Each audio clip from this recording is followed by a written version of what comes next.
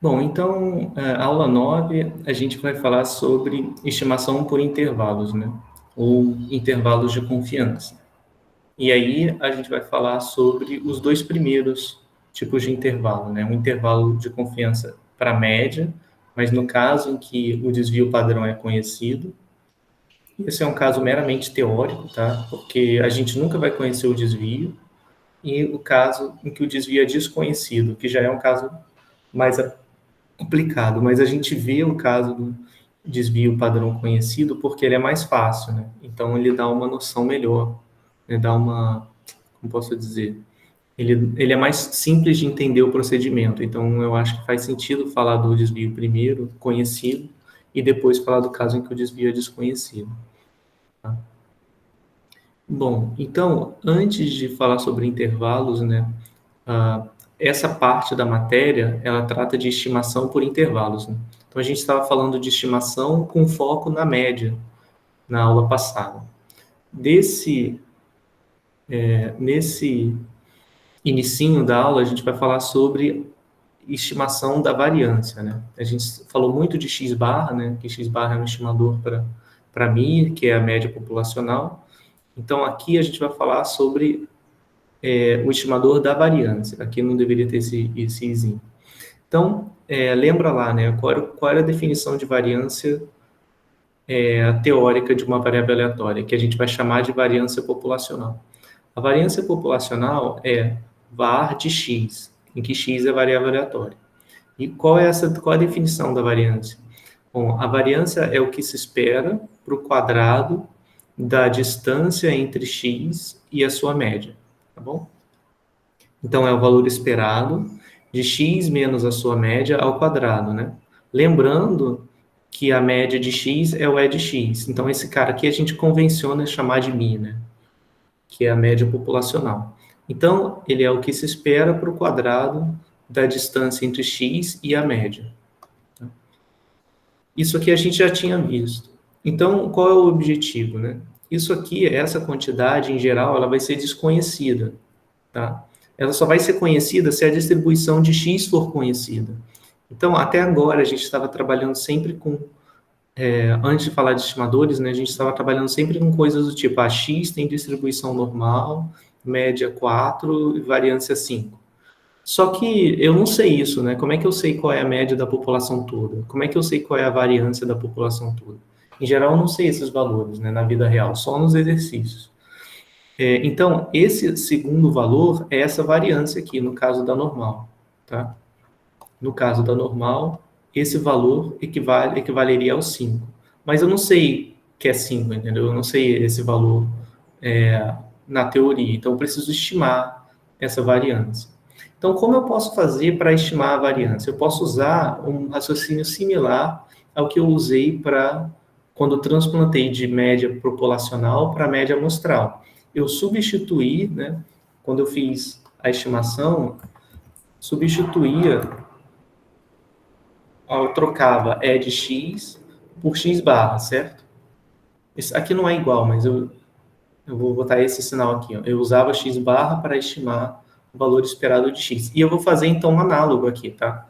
Então, antes eu tinha o quê? Eu tinha isso aqui. Tem a variância é isso. E de x menos E de x ao quadrado. Né?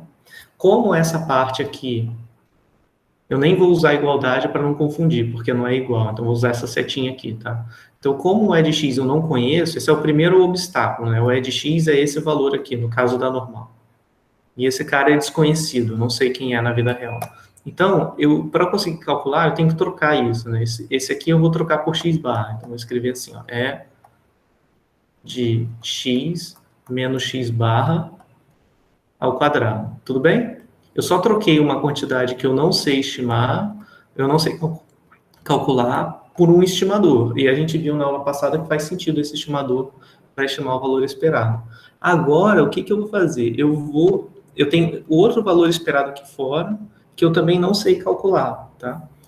Por que eu não sei calcular? Porque eu teria que saber a distribuição de x toda, inclusive os parâmetros que eu não conheço, para depois saber a distribuição do x barra toda, que aí os parâmetros eu também não conheço, tá?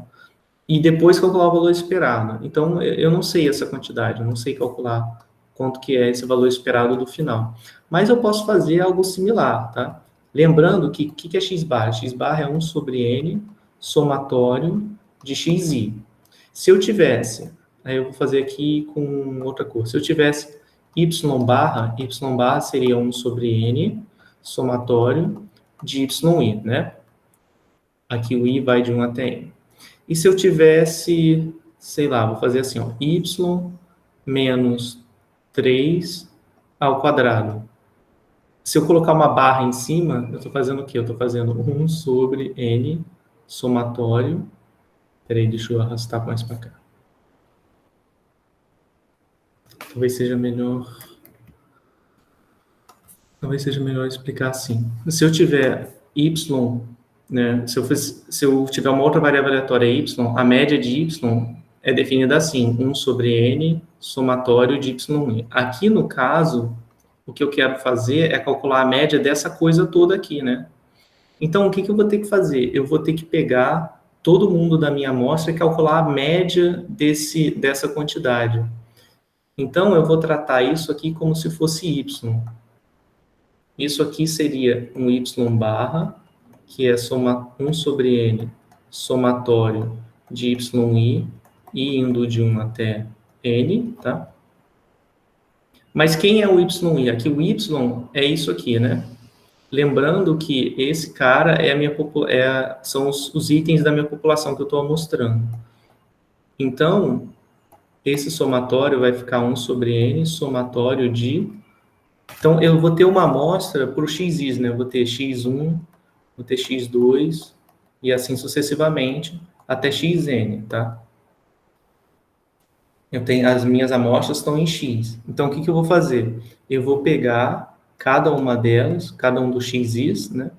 Subtrair da média, elevar ao quadrado e dividir por n, tá? Então, o que eu estou fazendo aqui é trocando esse valor esperado por uma amostra do que está aqui dentro, tá? Então, fica dessa forma. Ficaria assim, tá? Então, esse cara daqui seria o meu estimador para variância, né? Nota que ele é bem parecido, né? Qual é a definição da variância populacional? É a média dos quadrados do desvio em relação à média, né? Então, está escrito aqui, média dos quadrados dos desvios ou das distâncias, né, em relação à média.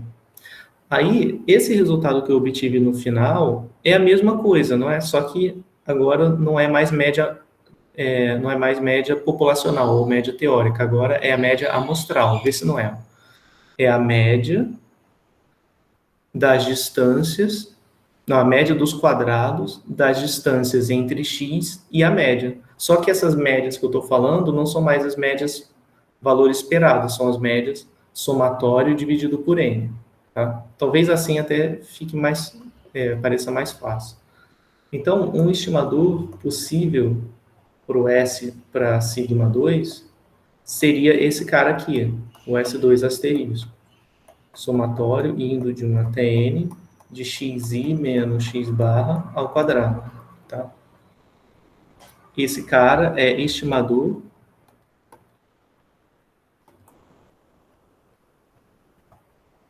para sigma 2. Tá bom? Fez sentido, pessoal, esse cara daqui como uma analogia a esse daqui?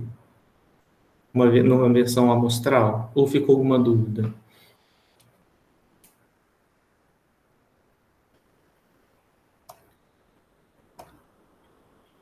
Eu tô vendo o chat.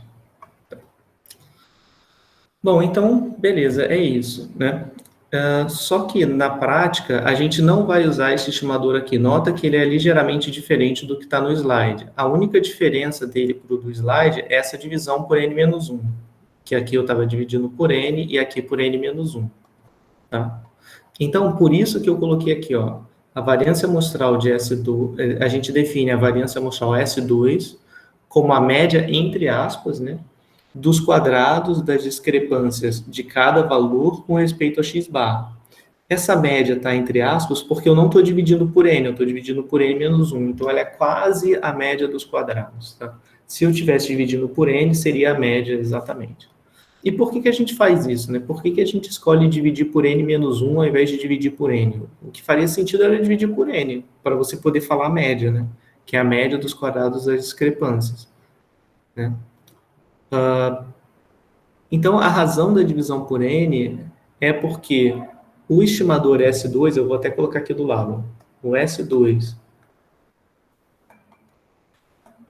que divide por n menos 1 ao invés de dividir por n, ele é dado dessa forma daqui.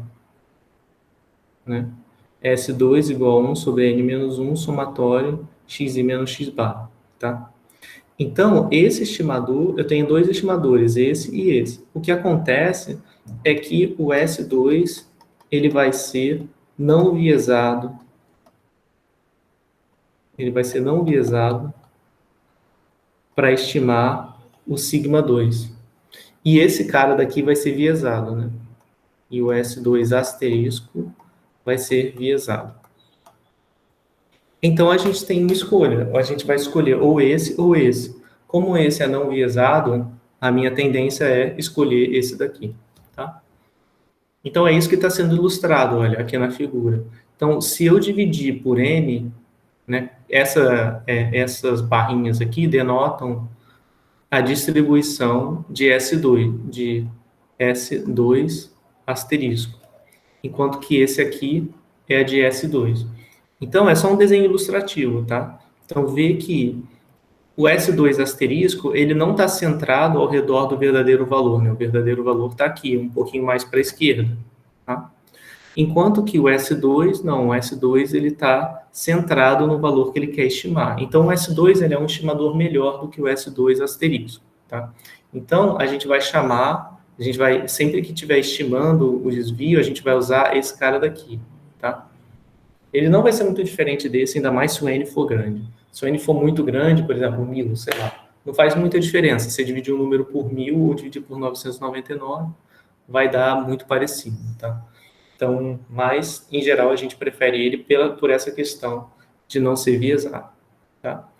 Bom, e eu estou falando isso porque nessa aula, quando a gente for fazer a estimação por intervalos, e no caso em que o sigma for desconhecido, a gente vai precisar estimar o sigma, né? E a gente vai estimar usando o S, usando a raiz quadrada do estimador da variância.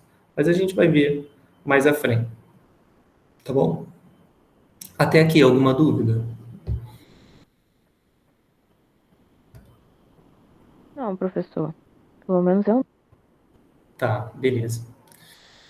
Então, vamos ver uma forma alternativa para calcular as variâncias. Por quê? Essa fórmula aqui é um pouquinho chata de trabalhar, né? Porque o que você tem que fazer? Você vai ter que pegar... se você for calcular isso aqui na amostra, dá para fazer, mas é um pouquinho chato, porque você vai ter que pegar cada xi, você vai ter uma amostra lá que vai ter o x1, o x2, o x3, até o xn, né? E aí você vai ter que subtrair a média para cada um desses valores que você coletou, calcula a média. Aí você subtrai a média de todo mundo. Subtraiu a média, eleva ao quadrado. Eleva ao quadrado. Depois que você fez isso, subtraiu a média, elevou ao quadrado, ainda tem que somar todo mundo e depois dividir por n. Desculpa, por n menos 1. Então, isso aqui dá um pouquinho de trabalho para calcular. Tem uma outra forma de você calcular que é mais fácil, né? É igual a variância que a gente tinha falado antes, né? A gente tinha visto que podia escrever var de x assim, né? X menos...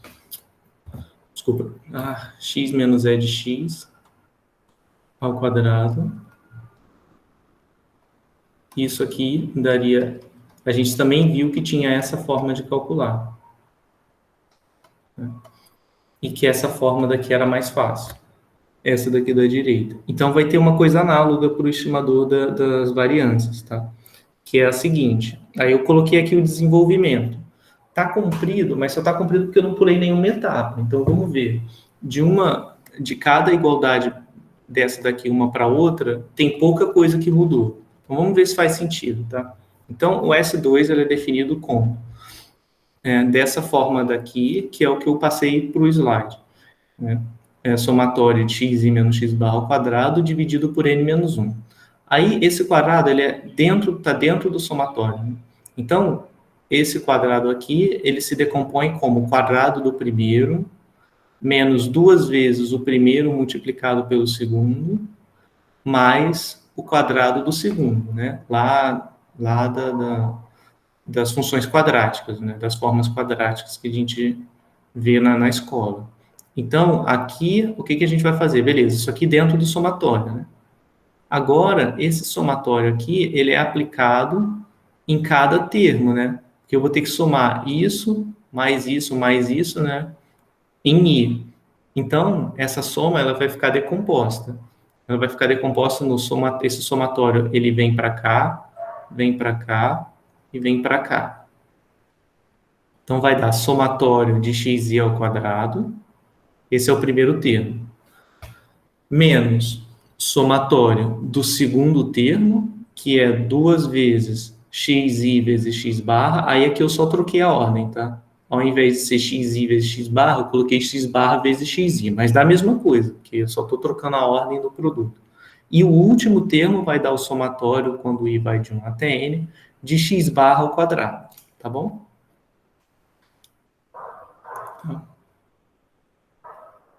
Tudo bem? Então, aí o que vai acontecer? Daqui para cá, acontece o seguinte. Eu mantenho, né, aqui somatório de x ao quadrado continua a mesma coisa. Agora eu vou mexer com esse somatório que está aqui dentro, tá? Aqui eu estou somando o quê? 2x barra vezes xi. O que é isso? Estou fazendo o seguinte, ó. Estou somando 2x barra xi, em que i vai de 1 até n. Isso aqui é o quê? Eu vou desenvolver, vai dar...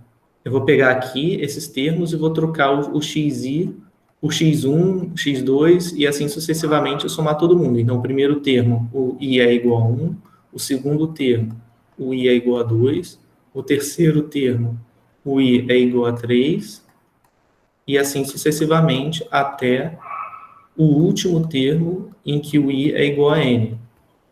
Então, nota o que aconteceu aqui, né? Eu estou com esse somatório. Aí eu posso colocar coisas em evidência, concorda? Porque tem 2x barra, 2x barra, 2x barra, 2x barra. Então, eu posso botar esses 2x barra tudo em evidência.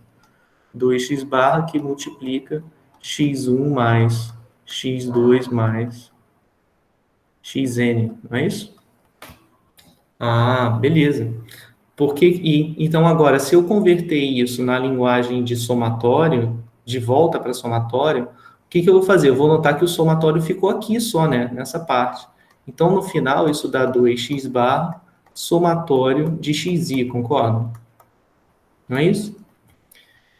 Então, olha só, aconteceu exatamente como está aqui, ó. Deu esse somatório que era 2x barra xi. O que aconteceu? Esse 2x bar não tem i aqui, né? Então, ele pode ser visto como uma constante e sair do somatório. Foi o que eu fiz aqui, que eu mostrei para vocês. Ó. Ele estava aqui e ele acabou saindo do somatório e o somatório ficou só no xi. Então, daqui para cá, o que eu fiz foi isso. Eu tirei o 2x bar do somatório. Então, ficou 2x bar, somatório xi. E esse aqui manteve a mesma coisa. Não mudei, tá? Alguma dúvida nessa passagem? Ficou claro isso aqui que eu tinha feito? Tá? Agora, beleza, né? Tô nessa linha. Agora, daqui para cá não mudou muita coisa. De novo, né? O que eu fiz foi, peguei essa parte daqui para cá se manteve a mesma. Aí, essa parte mudou um pouquinho, ó. Eu tenho menos 2x barra, e agora eu tenho somatório de xi. Bom, como x barra é igual a 1 sobre n somatório de xi, então, se eu multiplicar por n dos dois lados, eu tenho nx barra igual ao somatório de xi, concorda? Faz sentido, né? Para eu obter o somatório, basta eu pegar a média e multiplicar por n, né? Se a média da nota final se a nota final vai ser P1 mais P2 mais listas dividido por 3, a soma das notas vai ser pegar a média e multiplicar por 3, né, para me livrar da divisão. Então, foi só isso que eu fiz. Ó, daqui para cá, eu troquei o somatório de xi por nx barra. Aqui eu esqueci de colocar o n, que tem um n multiplicado. Até que aqui embaixo vai aparecer, né, mas eu acabei esquecendo. Então, daqui para cá, eu multipliquei por n. Fiz nx barra. Então, eu obtive no final das contas, né? Daqui para cá, somatório de xi, eu troco por nx barra. Então, ficou menos 2x barra vezes n. E esse final aqui? Bom, essa notação é uma notação meio esquisita, né? Porque eu estou somando, mas não tem nenhum i aqui. Eu estou somando em i, mas não tem nenhum i aqui dentro. É porque eu estou somando n vezes o x barra ao quadrado. Então, vai dar n vezes x barra ao quadrado, certo? Por exemplo, se eu tiver somatório indo de 1 até n de 5, isso aqui vai ser 5 mais 5 n vezes, né? Que é n vezes. Então, vai dar n vezes 5, tá? Então, por isso que esse somatório de x barra ao quadrado n vezes vai dar nx barra ao quadrado. Aí, agora, daqui para cá, o que eu fiz? Mantive essa primeira parte. Isso aqui é 2 vezes x barra, é x barra ao quadrado. E o n que eu tinha esquecido aqui vem para cá, tá? E esse aqui também, mais n x barra ao quadrado. Então, esse aqui também se manteve. Agora, daqui para cá eu termino finalmente. Vai ficar somatório de x ao quadrado menos... Eu tinha 2 vezes nx barra ao quadrado mais nx barra ao quadrado. Então, aqui vai ficar menos nx barra ao quadrado, né? Que aqui era menos 2 vezes nx barra ao quadrado mais nx barra ao quadrado. Vai ficar uma vez só. Então, vai dar somatório de x ao quadrado menos nx barra ao quadrado dividido por n menos 1. Depois de fazer todas essas contas, tá, que vocês não vão precisar fazer, isso aí é só para justificar usar uma forma ou outra, dizer que é a mesma coisa. Tá? Você calcular desse jeito ou calcular desse jeito aqui. Esse jeito é mais fácil, tá? De você fazer a conta. Ele é mais difícil de deduzir, é mais difícil de interpretar, mas como a gente não vai precisar deduzir na prova nem nada assim, né, a gente vai poder usar ele para fazer cálculo, para fazer conta. E esse é bem mais fácil, porque o que você tem que fazer agora? Agora você tem lá a sua amostra, que é x1, x2 até xn. Aí você vai fazer o quê? Você vai calcular ao quadrado, vai botar o quadrado, né? E vai somar. Pronto, fez essa parte. Somou, e aqui você vai ter o somatório de xi ao quadrado. Aí, depois você vai subtrair n vezes a média ao quadrado e dividir por n menos 1. Né?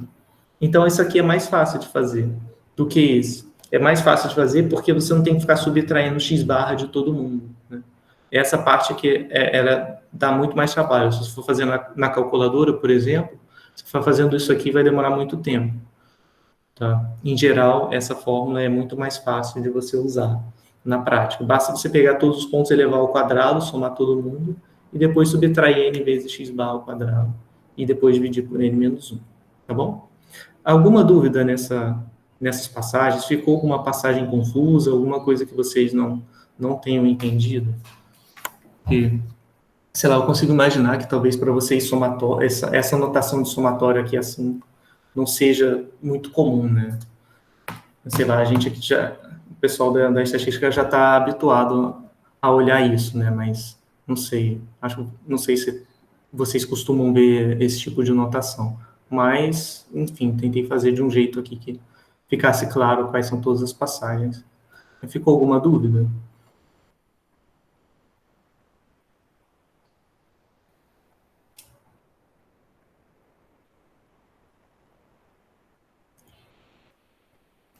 Deixa eu ver se alguém comentou alguma coisa. Tá, tranquilo.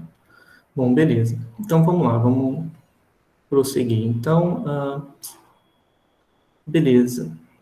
Bom, eu coloquei só mais uma propriedade, não devia nem ter posto com essa aqui, deveria ser só 100, que é a variância ela é um número sempre não negativo, tá? Eu falo isso porque muitas vezes a pessoa acaba se confundindo e aí acha a variância que é negativa, né? Às vezes acontece. Quer dizer, não que a variância negativa nunca acontece, mas às vezes acontece da pessoa calcular e achar uma variância que é negativa. É porque calculou errado, tá? A variância não pode ser negativa nunca. É um erro muito grave, por quê? Ela não tem como ser negativa porque, olha a fórmula, ela é uma soma de coisas ao quadrado. Coisas ao quadrado sempre são positivas, então você vai estar somando coisas positivas e depois dividindo por n-1, esse cara aqui também é positivo, n-1.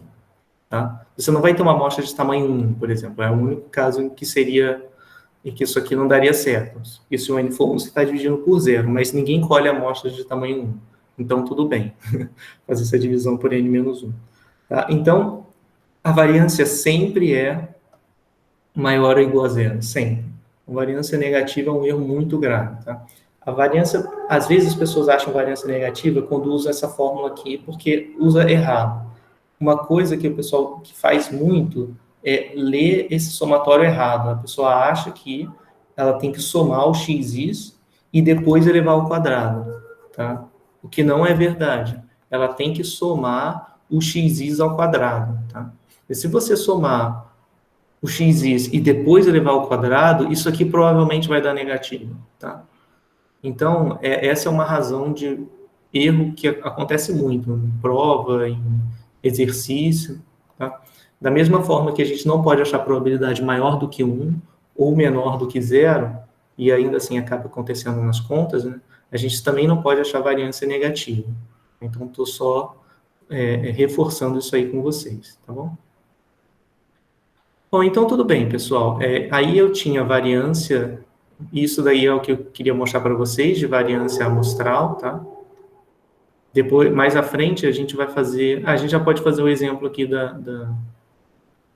usando as pinças, no caso das pinças do escorpião, tá? Dos escorpiões. Como eu tenho... É só mais um parêntese, né? Como eu uso S2 para estimar sigma 2, que eu vou denotar pela variância da variável aleatória, tá? Eu também posso usar o S, que é definido como a raiz de S2, né? Para estimar sigma, sem o quadrado, né? Em que o sigma é a raiz da variância ou o desvio padrão de x. Tá? Então, o que eu estou fazendo? Eu estou pegando um estimador que funciona para variância, né? Que a gente viu que é um bom estimador para variância, que é não viesado, né?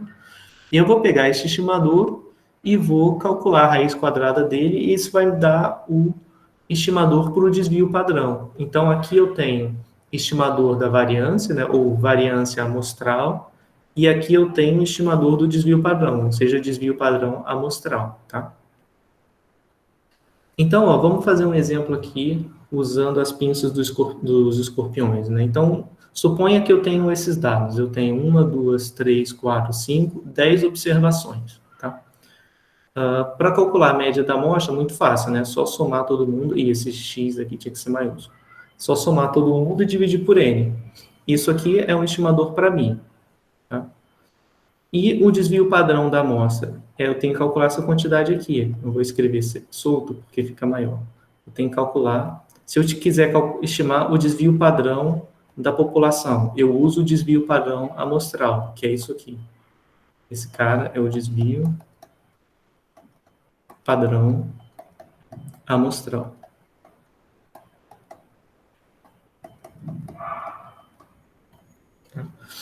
Então, como é que eu posso fazer isso? Eu vou mostrar para vocês um jeito que é muito fácil.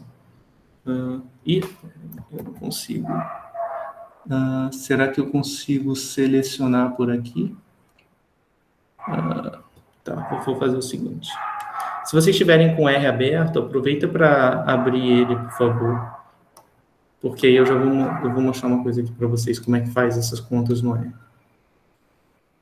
Eu vou abrir com outro programa, mas é o mesmo slide, tá? É só porque esse programa é para eu rabiscar em cima. Então, eu não consigo fazer coisas assim, ó. Selecionar, copiar e colar. Eu vou dar Ctrl C, aí eu venho aqui num bloco de notas da vida, Ctrl V, ou então posso vir até aqui no R, vou fazer no R direto, para mostrar para vocês. Então, rscript. Ups. Tá vendo? Tá aqui. Aqui são os pontos da minha amostra. Então, para eu armazenar, eu primeiro tenho que armazenar os dados. Então, vou dizer, ó, x igual... Pode ser qualquer objeto. Não sei se vocês conseguem ver. Deixa eu dar um zoom maior na minha seção aqui. Session. Não, é view. Zoom. Vou dar outro zoom aqui. Beleza. Talvez agora tenha ficado muito grande. Mas o comando é o seguinte, ó. Ele já está na minha área de transferência, né? Esses valores. Eu dei Ctrl C, já dei Ctrl V, mas se eu der Ctrl V de novo, ele vai copiar outra vez.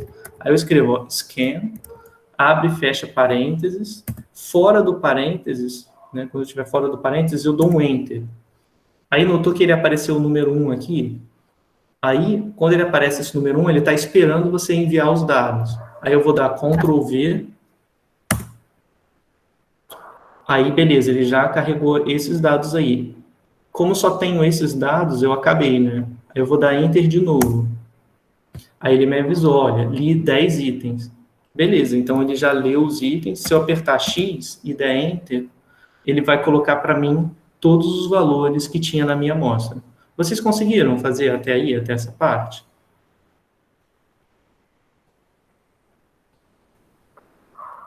Deu para fazer?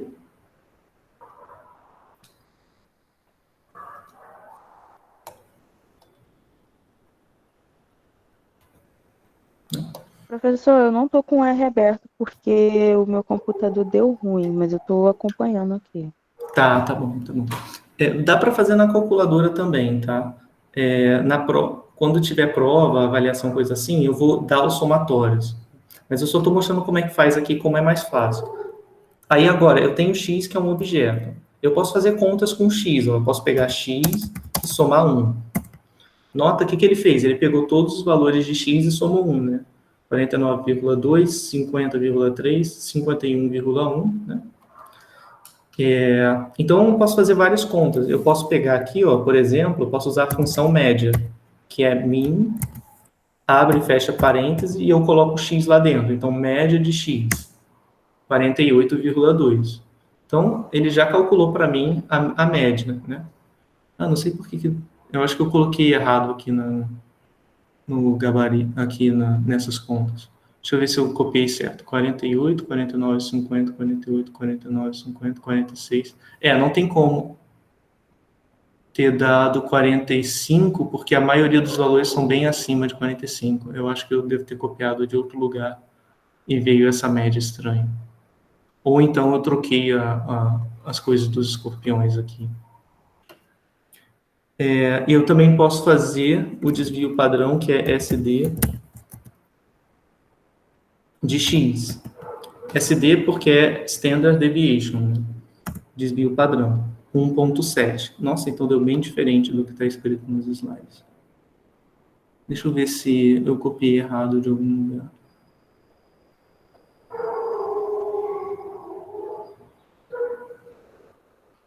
Eu acho que eu devia ter pego esses valores de algum outro lugar e não devo ter atualizado para cá. Se alguém puder fazer a conta separado de calcular essas médias aqui, ajuda, né? Eu posso fazer o seguinte, vou fazer aqui mais ou menos na mão, né, para mostrar para vocês. Então, eu posso somar o x, o sum de x ele vai somar, deu 482, e agora eu posso dividir por 10, né, para achar a média, porque são 10 valores. São 10 valores? 1, 2, 3, 4, 5. Quando eu divido por 10, vai dar 48,2. Tá? Então, eu vou até trocar aqui os valores, porque eles estão errados. Então, vamos lá. Aqui, 48,2. E o desvio, 1,7. Tá? 1,708. Depois eu atualizo e coloco lá os slides corrigidos lá em cima, tá? E se eu quisesse a variância? A variância também posso fazer var de x. Tá? Então, aqui eu vou colocar raiz de 2,917. Tá? Engraçado, pois é. Bom, então eu vou trocar aqui, né? Então, já vou substituir esses valores. Aqui era 45,21, eu vou trocar por 48,2 e aqui por 1,708. Tá? Bom, então vamos seguir o raciocínio, né? O raciocínio aqui do slide diz o seguinte, que na amostra a gente observou essa média e a gente observou esse desvio padrão. Mas isso foi na amostra. Aí a pergunta que fica é, será que na população toda a gente vai ter Mi igual a 48,2 e sigma igual a 1,708?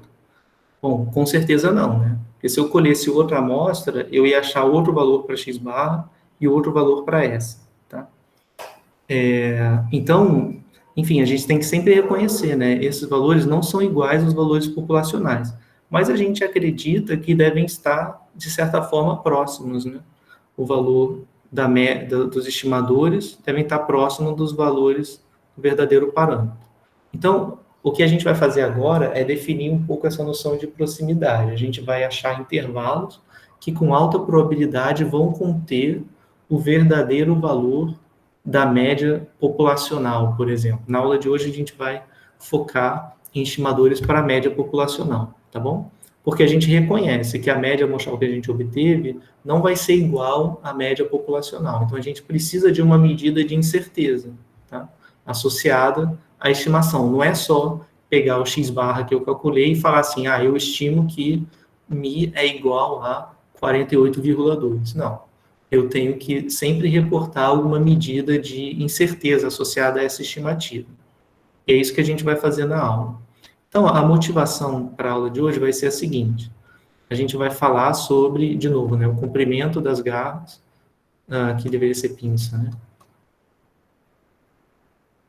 De um escorpião adulto dessa espécie Scorpion maurus. Isso aqui veio de um artigo que eu achei aleatoriamente, mas eu devia ter posto a referência aqui. Já faz muito tempo, eu não consigo mais encontrar. Mas, enfim, era um artigo que fazia essas medições, né, dos comprimentos das pinças e de cada parte das pinças, né, desses escorpiões dessa espécie. Então, na estatística, né, no caso, para esse exemplo específico, o que a gente tem que fazer? Primeiro, a gente define uma variável aleatória, que é o comprimento da pinça, aí pode ser ou o comprimento 1, ou o comprimento 2, ou esse comprimento 4, ou esse comprimento 3 aqui, né? Então, vamos supor que seja um 1, sei lá. Então, eu digo que essa variável aleatória que eu já defini anteriormente, eu assumo que ele tem uma distribuição normal, por exemplo, né? Podia ser outra, mas a gente vai tratar do caso da normal por aqui agora. Então, supõe que tem distribuição normal, e aí, como tem distribuição normal, tem dois parâmetros, a média populacional e a variância populacional. Então, eu preciso verificar se faz sentido dizer que esse comprimento tem distribuição normal, esse é o primeiro ponto. E o segundo ponto é, se eu concluir que faz sentido dizer que tem distribuição normal, eu tenho que olhar para a média e para a variância, tá? E tenho que estimar qual é essa média e qual é essa variância usando a amostra. Tá? Então, isso aqui está ilustrado aqui nos slides, né? É razoável supor a normalidade para os dados? E aí depois, né? Qual seria o valor de Mi? Qual seria o valor de sigma? Ou de sigma 2, tá? Que é o quadrado da variância. Bom, então aqui tem os dados de novo. Então, vamos olhar para o primeiro ponto, né? O primeiro ponto que a gente tem que fazer é o seguinte. Propor distribuição para os dados. Então, o que eu vou fazer? Eu vou fazer um histograma dos dados, aí por isso a gente estava falando de histograma anteriormente. Então, ali anteriormente, a gente tinha as nossas 10 observações. Então, eu vou pegar essas 10 observações e vou fazer um histograma, tá? E aí eu vou ver se esse histograma tem cara de ter uma distribuição normal. Essa é uma primeira coisa que a gente pode fazer, que é bem ad hoc, né? Como posso dizer? Bem inicial, uma coisa bem exploratória mesmo. Então, aqui eu coloquei no caso, né, estou supondo que x tem distribuição normal, a média é 49 e a variância é 6, tá? Então, quando eu coloco esse histograma e comparo com a curva da normal, olha o que acontece. Ele está bem assimétrico, né? Não parece muito razoável supor normalidade. Isso aqui é mais um exercício, tá? Não é, eu acho que eu não estou usando os 10 valores que vieram da amostra. Eu estou fazendo o seguinte exercício aqui nesse caso. Eu estou mostrando como a gente pode usar histogramas para ver se a normalidade parece ser algo razoável de supor. Então, o que eu fiz? Eu usei o R, simulei uma amostra X vindo da normal, com média 49 e desvio padrão 6. Então, a primeira, deixa eu dar um zoom até maior aqui. No primeiro gráfico, eu mostrei 10 valores da normal. E aí construí o histograma. E comparei com a curva teórica da normal, que eu sei obter, né? Que é aquela curva de densidade. Então, olha só o que aconteceu. Não está batendo muito bem, não, né? Mas nota que não está batendo muito bem, mas os dados são normais, porque eu simulei a amostra da normal. Então, isso é um pouco perigoso, né? Quando você tem o tamanho de amostra pequeno, é difícil você poder dizer que a sua distribuição vem ou não da normal, porque nesse caso eu gerei uma amostra da normal, quando eu fui comparar o histograma com a curva de densidade, não bateu, ficou muito distante, muito diferente, né? Então, se você olhar só o histograma, nunca que você diria que essa amostra é normal, mas ela veio da distribuição normal. Eu só não consigo ver porque o tamanho é pequeno, tá? Então, se eu aumentar o tamanho da amostra, os meus histogramas, eles vão começar a refletir o comportamento da variável aleatória, né, da população, e como a população é normal, então o histograma vai tender a ficar cada vez mais alinhado com a curva de densidade da população, tá? Então, esse é um primeiro teste que você pode fazer. Você pode pegar seus dados para ver se faz sentido supor que a população é normal, por exemplo. Você pode pegar seus dados, fazer um histograma e ver se está razoavelmente simétrico, se parece ser razoável colocar uma distribuição normal, tá? Então, essa é a primeira coisa. Mais tamanhos de amostra pequenos, isso provavelmente você não vai conseguir nunca descobrir a distribuição com tamanho de amostra pequeno. Então, nesse sentido, tem um gráfico que ajuda a gente a verificar, além do histograma, né, que é esse gráfico quantio-quantio, que chama qqplot. Tá? Então, aqui eu tenho um qqplot para cada um dos valores, para cada uma das normais, né, dos histogramas que eu tinha aqui anteriormente. Vou colocar até lado a lado para poder ver se fica claro para vocês. Vou botar aqui. Pronto. Deixa eu dar um zoom, talvez 200, não, 200 já tá, 300, beleza. Então, aqui eu tenho o meu qqplot e aqui eu tenho o histograma.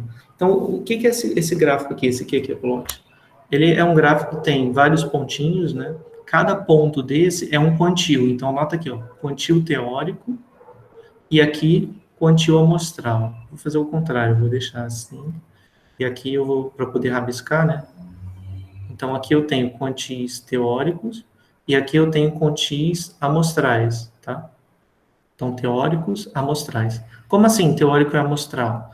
O teórico é eu pegar na curva da normal, pego o quantio e anoto. Então, aqui ele pegou, sei lá, o quantio de 5%, 10%, 20% e assim sucessivamente. Pegou cada quantio aqui, né? A partir da curva. E o quantio amostral? O quantio amostral ele faz na amostra. Ele pega na amostra e vê qual foi o valor da amostra que deixou 10% à esquerda. Esse é o quantio 10%. E aí ele plotou um contra o outro. Aqui está o quantio amostral e aqui está o quantio teórico. Se a minha distribuição, se o histograma tiver parecido com a densidade da normal, esses quantios vão bater, tá? Eles vão dar muito similares um com o outro. Então, aqui a gente tem uma linha, né? Então, eles vão ter que estar alinhados. Então, essa linha daqui, ela vai dizer, né? Ela ela vai funcionar como um ponto de referência. Quanto mais alinhados os pontos estiverem, mais próximo, né, vai estar a distribuição do histograma da distribuição populacional, que no caso é normal. Então, nota que quando o tamanho de amostra aumenta, os Q-plots eles começam a ficar mais e mais alinhados, né? Mostrando que, de fato, os quantis da normal batem com os quantis do histograma. E aí você pode dizer, né? Ah, então faz sentido eu dizer que a população é normal, porque ela é normal mesmo, né? Eu simulei da normal. Se eu tivesse simulado da gama, por exemplo, aí não adianta. Podia amostrar 1000 valores de uma outra distribuição gama ou, sei lá, exponencial, podia mostrar 1000 valores e o histograma nunca ia bater com a normal. Ia bater com o da exponencial, mas da normal não, tá? Então é isso que o gráfico de quantis faz. Ele compara os quantis amostrais com os quantis teóricos. Em geral, nas caudas, esse gráfico não é muito bom, tá? Ele não vai estimar bem, né, nas caudas, ele vai estar um pouco mais desalinhado. Isso porque nas caudas é mais difícil você estimar o quantio amostral, né, porque vai ter poucos valores para você pegar. Tipo, se for o quantio de 1% e você tiver uma amostra de tamanho 50, você nem consegue estimar, né, porque não tem como, né, você deixar 1% à esquerda se você só tem 50 dados. Você só consegue deixar no máximo um valor à esquerda, que equivale a 1,50 avos, né, que é 2%, né, e não 1%. Então, por isso que nas bordas, né, no finalzinho do qqplot, você pode ignorar, porque a estimação dos quantis teóricos, dos quantis amostrais, desculpa, em geral não vai ser boa, tá? Eu só estou mostrando isso aqui para vocês porque na vida prática, né, se vocês estiverem trabalhando, aplicando algum artigo, alguma coisa que tem que fazer alguma análise estatística, que precisa supor de normalidade, vocês já sabem duas formas de checar, né? São formas bem ad hoc, que é olhar ou o histograma e comparar com a curva da normal, ou então comparar os qqplots, tá?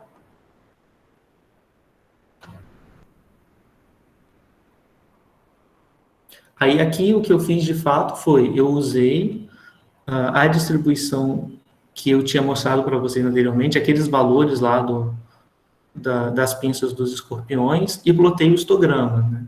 Se a gente olhar o histograma aqui, são só 10 valores, então vai ser muito difícil afirmar qualquer coisa.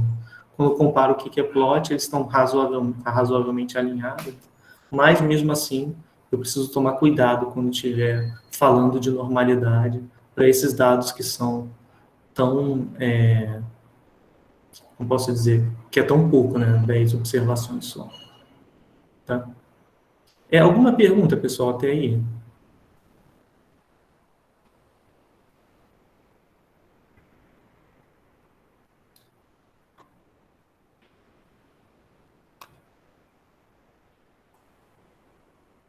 Não minha. Tá. Bom, então, beleza. Então, vamos retomar. Esse primeiro ponto era só para verificar se os dados são normais, por exemplo. Tá? E funciona para outras distribuições, se é exponencial, se é gama, que é uma distribuição que a gente não viu ainda, t-student. Tá? Então, tanto o método dos quantis quanto o histograma funciona para isso. E agora, se a gente tiver seguro de que os nossos dados são normais, né? Aí a gente vai precisar falar sobre usar os estimadores para obter estimativas dos parâmetros, tá? Então a questão é essa, né? A gente quer que os valores, por exemplo, de x barra não sejam muito distantes de μ e de S também não sejam muito distantes de sigma 2. Né? Ou seja, a gente vai querer que a probabilidade de x barra estar perto de μ seja alta, tá? E idem para S e sigma, tá?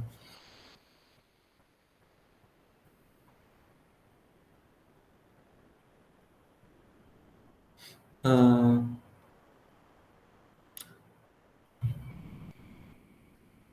então, aqui eu vou fazer o seguinte, eu vou olhar só essa afirmação aqui. Eu tenho o seguinte, eu tenho xi com distribuição normal μ sigma 2, tá? Se o xi tem essa distribuição, a gente já viu, acho que na aula passada, né, que o x barra, que é a média amostral, é definido como somatório de xi, onde i vai de 1 até n, né, dividido por n, então o somatório de xi dividido por n, e O x barra vai ter distribuição também normal, em que a média coincide com a média do xis, e a variância de x barra vai ser a variância de x dividida por n, né? Então, se o xi é normal mi sigma 2, então x barra tem distribuição normal mi sigma 2 sobre n. Então, nota que a média amostral tem variância n vezes menor do que a variância dos dados originais. Né? Então, x barra tem variância n vezes menor do que x. Tá? Então, aqui na amostra, eu vou ter que só mudar esse valor aqui. Deixa eu pegar o valor que eu tinha encontrado de fato. Foi esse aqui. Média 48,2. Então, vou botar aqui 48,2. Então, na amostra, a gente observou x barra 48,2, mas a gente também podia ter observado, né, 48 ou 47,3, ou até mesmo um valor bem alto, né, de 70,2, por exemplo. Então, de acordo com o meu modelo teórico, qualquer valor seria um valor possível de x barra. Mas é claro, né, que tem alguns valores que são mais plausíveis para o mi, enquanto que outros não, né? Então, dado mi, alguns valores de x barra são mais prováveis, ou seja, esses aqui, do que outros, né?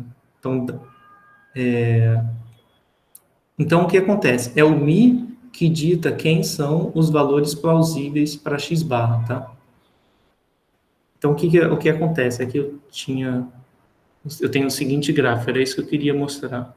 Então, aqui, eu vou colocar um valor de mi igual a, vamos supor aqui, 48, tá? Então, se o mi é 48, aqui eu vou colocar a distribuição normal de x barra, tá? Essa distribuição é a normal com média mi e variância sigma 2 sobre n. Então, se o meu mi for 48, então faz sentido o valor que eu calculei na amostra de 48,2, tá? Para o x barra. Então, esse foi o valor que eu obtive na amostra. Tá? Agora, e se eu colocasse... Esse foi o valor que eu calculei na amostra, né? E aí eu vou me perguntar, né? Tá, e se eu tivesse o mi igual a... Deixa eu passar esse cara para cá. E se eu tivesse o mi igual a 70? Como eu dei o exemplo dali. Vou colocar aqui mi igual a 70,2. Se o mi fosse igual a 70,2, a distribuição de x barra estaria centrada em mi, né? Porque a x barra sempre tem média mi. Então, aconteceria o seguinte, eu teria aqui... Eu teria aqui... Seria a mesma curva, tá? Aqui eu não consigo fazer a mesma curva, mas tudo bem. Essa curva aqui e essa tem o mesmo formato, tá? Então, olha o que acontece. Nessa curva daqui, olha a plausibilidade do x barra que eu observei. Esse aqui é o meu x barrinha, tá? Em geral, eu vou fazer assim, eu vou botar x barra com x minúsculo quando for o valor observado. Quando eu estiver falando da variável aleatória x barra, eu vou colocar x barra maiúsculo, tá? Então, por isso que eu estou fazendo assim, x barra maiúsculo, distribuição normal, e eu estou dizendo x barrinha, quer dizer o quê? O valor observado de x barra na amostra, eu vou dizer que é 48,2. Então, vou, em geral, denotar assim, x barrinha igual ao valor numérico e x barra maiúsculo, variável aleatória. Então, se eu for olhar a plausibilidade, né, de x barrinha na curva preta, ou seja, sob a hipótese de que o mi é 48, é muito mais plausível, né, esse valor de 48,2 do que se o mi fosse 70,2. Tá? Então, se o mi fosse 70,2, a plausibilidade do valor amostral que eu obtive é muito baixa, muito pequena. Tá? Então, é isso que eu vou fazer. O que a gente vai querer fazer é o seguinte, dado o x barra que eu observei, né, então, esse valor de x barra, ele vai me definir um range, né, de valores para o mi, né, um intervalo de valores para μ, que com alta probabilidade o μ vai estar lá dentro, né? Então, eu vou ter um procedimento que vai me produzir intervalos em que vai ter alta probabilidade do μ estar lá naquele intervalo. Em geral, os intervalos eles vão estar centrados no valor de x bar. Então, valores dentro do intervalo vão ser valores razoáveis e valores fora não vão ser razoáveis. Então, esse é o objetivo. Usar x bar para definir quem são os valores plausíveis de μ. Então, esse aqui é plausível, dado esse x bar que eu observei, e esse de 70,2 não é. Ele está muito afastado de x bar. Então, é isso que está dito aqui. Alguns valores de μ são plausíveis de terem gerado o particular x bar que eu observei na amostra e outros não. Também, essa aqui é a noção de plausibilidade que eu tinha dito. Se eu disser, se o μ é 70,2, qual é a chance de eu amostrar um cara aqui, né, 48,2 nessa distribuição? É baixíssima. Então, provavelmente, o μ não é 70,2. Então, vamos ver como a gente obtém esses intervalos, né? Então, primeiro caso, sigma conhecido, tá? Como é que a gente faz? A gente vai fazer o seguinte. Eu tenho, se x bar tem distribuição normal μ sigma 2, então, vou até escrever aqui. Talvez eu devesse ter posto mais uma expressão aqui antes, mas tudo bem, tem espaço no slide. Vou fazer assim. X barra tem distribuição normal μ sigma 2. Então, desculpa, não, x barra não. X. Então, eu começo com x tem distribuição normal μ sigma 2. Aí eu vou olhar agora para x barra. X barra tem qual distribuição? Normal, né? Também, porque os x são normais. Então, x barra tem distribuição normal. A média é μ e a variância é sigma 2 sobre n, né? Então, a variância do x barra, de novo, n vezes menor que a variância do x. Como a x barra tem essa distribuição aqui, como é que eu padronizo o x barra se eu quiser trabalhar com uma distribuição normal 0,1 a partir de x barra? Bom, para padronizar, eu tenho que subtrair da média da variável aleatória, que é μ, e eu tenho que dividir pelo desvio padrão da variável aleatória, que é a raiz da variância. Então, eu vou ter que dividir pela raiz de sigma 2 sobre n. Tudo bem? Então, esse z aqui é a minha variável padronizada, ou seja, ela vai ter distribuição normal 0,1. E foi isso que eu anotei aqui em cima. Então, eu tenho uma variável aleatória z, que é x barra menos μ, dividido pela raiz de sigma 2 sobre n, e essa distribuição é normal 0,1, tá? Aqui uma coisa importante, eu estou supondo que o sigma é conhecido. Então, sigma é um valor lá qualquer conhecido, tá? Então, eu consigo calcular, eu quase consigo calcular essa expressão, só não consigo porque aparece o μ aqui, que é o cara que eu quero estimar, e eu não sei. Eu estou supondo que conheço o sigma 2. Então, esse aqui eu consigo calcular, é só fazer a conta na amostra. Esse aqui eu conheço, estou dizendo para vocês que conhecem. E o n é o tamanho de amostra, eu também conheço. A única parte que eu não conheço é o μ, tá? Então, o que eu vou fazer? Eu vou definir, né? Eu vou olhar para a variável aleatória z, e aí, tem um outro caso, né? Eu dividi, na verdade, não falei. Eu tenho dois casos. O primeiro, que é o x tem distribuição normal, e o segundo caso, né? O segundo caso é o seguinte, era o que a gente estava comentando. E se o xi não for normal? Bom, se o xi não é normal, mas o n for grande, tudo bem, vai ser igual. A única diferença é que eu vou trocar. Então, esse segundo caso aqui, a única diferença vai ser que eu vou trocar e eu vou ter... Não vou ter x barra com distribuição normal μ sigma 2, eu vou ter algo assim, valor esperado de x é μ e a variância de x é sigma 2, mas eu não vou poder dizer que o x é normal. E aí, o x barra, pelo TCL, que é o teorema central do limite, né? Se o n for grande o suficiente, mesmo assim, o x barra vai ter distribuição normal μ sigma 2 sobre n, tá? Então, nesses dois casos, eu tenho x barra aproximadamente normal, e aqui vai valer a mesma padronização. Se eu definir o z como x barra menos μ sobre raiz de sigma 2 sobre n, isso aqui vai ser uma normal 0,1, aproximadamente, tá? Vai ser aproximadamente porque o x barra tem distribuição que é aproximadamente normal, tá bom? Então, isso aqui é muito importante, isso aqui mostra que essa padronização, ela vale tanto se o x for normal, tanto quanto se o x não for normal. Só que se o x não for normal, eu preciso de n grande, né? Então, aqui eu preciso n grande. Tá? Então, se o n for grande, eu posso fazer isso aqui, supondo, sem ter a suposição de normalidade que vai funcionar. Tá? E aí, qual é a questão? Né? Aí eu vou pegar nessa distribuição de z, então eu vou fazer o seguinte, eu vou apagar aqui, para ficar mais fácil de ler. Então, para calcular para obter o meu intervalo de confiança, eu vou fazer o seguinte, eu vou colocar aqui a distribuição de z, ela é centrada em zero, né? Note isso, centrada em zero. Então, eu vou pegar e vou colocar um nível de confiança no intervalo, que eu vou chamar esse nível de 1 menos alfa. Eu podia chamar de gama também, tá? Então, esse é o nível de confiança do intervalo, e ele sempre é um valor grande. Tá? Como é um nível de confiança, ele está entre 0 e 1, ele vai ser aproximadamente 1, tá? No caso, uma escolha bem usual é 95%.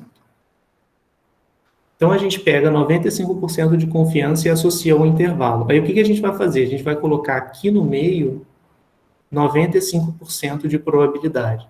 Então, nota que o meu 1 menos alfa, que eu estou chamando aqui de gama, né, tem probabilidade de 95%. Como é simétrico, aqui tem 2,5% de probabilidade e aqui também tem 2,5% de probabilidade. Tá bom? E aí, o que eu vou fazer? Aí, isso aqui define um quantio, QS, que é o quantio que deixa 2,5 de probabilidade à esquerda, desculpa, QI, que deixa 2,5 à esquerda, e um QS que deixa 2,5 à direita. Tá? Como é simétrico, o meu QI é igual a menos QS. Tá? Esse valor de QI é igual a esse valor aqui com um sinal de menos na frente, tá? Porque a variável aqui é simétrica. Tá?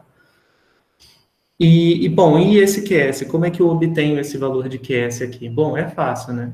Porque ele é um quantio que deixa 2,5 à direita de probabilidade, ou então ele deixa 97,5% à esquerda. Né? Nota que isso aqui no caso de 95%. No caso geral, que era 1 menos alfa, o que vai acontecer? Aqui vai ficar alfa sobre 2, porque se o meio é 1 menos alfa, então do lado de fora eu tenho alfa. Então, aqui eu tenho alfa sobre 2 e aqui alfa sobre 2. Esses dois somados têm que dar alfa. Né? Então, ó, o QS vai ser sempre 1 menos alfa sobre 2. Então, o QS também é o quantio de probabilidade 1 menos alfa sobre 2. Tá? Então, no caso em que 1 menos alfa é 95%, eu tenho alfa igual a 5%. Então, o meu QS é o quantio de 1 menos 5% sobre 2. Vai dar 1 menos 2,5%, que é 97,5%. Faz sentido, né? Porque essa probabilidade aqui é de 97,5%. Tá? Então, primeira coisa, o que eu vou fazer? Aí eu vou escrever aqui do lado, deixa eu ver se eu tenho um slide já feito. Né? Tá, já tem. Então, vou fazer o seguinte, vou escrever aqui, só para não me perder. Então, o que eu tinha feito? Né? Nos dois casos, tanto no caso 1 quanto no caso 2, eu tinha o seguinte, z definido como x barra menos μ sobre raiz de sigma 2 sobre n. Isso aqui eu posso simplificar um pouquinho mais. Eu posso escrever sigma sobre raiz de n. Isso aqui tem distribuição normal 0,1. Tá? Aí, o que eu vou fazer? Aí, agora, eu vou pegar, achar o valor de QS. Então, deixa eu apagar aqui.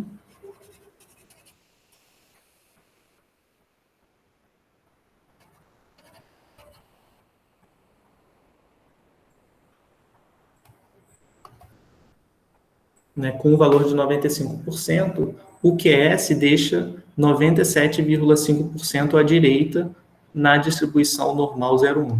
Né? Então, eu venho aqui e peço que enorme 0,975. Tá? Vai dar o valor de QS é 1,9599. Tá? Ou aproximadamente igual a 1,96. Tá? Então, o que eu fiz? Nesse desenho, o que esse desenho representa? Ele representa o seguinte, ó, que a probabilidade de 95% é igual à probabilidade de Z estar entre QS e QI, né? Está entre QS e QI, mais o QI é menos QS, né?